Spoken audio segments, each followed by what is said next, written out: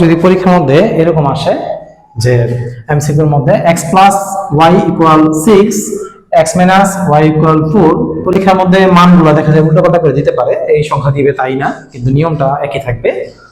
হলে x এবং y এর মান কত, x এর মান কত এবং y এর মান কত, এরকম যদি আসে পরীক্ষার মধ্যে, তখন এমসিকিউর মধ্যে তুমি কিভাবে তাড়াতাড়ি তুমি অ্যানসারগুলো দিবা। দেখো কত সুন্দর করে শেখাচ্ছি। ফার্স্টে কত আছে, মানটা তোমার 6, তারপরে কি আছে প্লাস দিবে একটা, তারপরে মানটা কি আছে 4 দিয়েছো।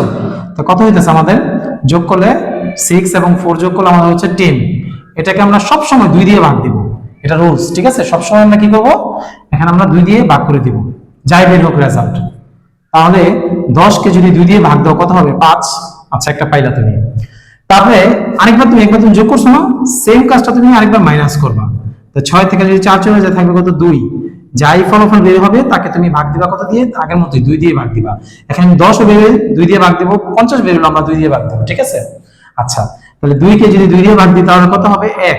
তাহলে দেখো তো এখানে আমাদের এই প্রথমটা হচ্ছে x এর মান আর পরেরটা হচ্ছে y এর মান। তাহলে এখানে x কত 5 এবং y হচ্ছে 1। এর সাথে কোনটা মিলে দেখো তো, এই যে আমাদের গ নম্বরটার সাথে অ্যানসারটা মিলতেছে, যে x হইতেছে 5 এবং y হইতেছে আমাদের 1।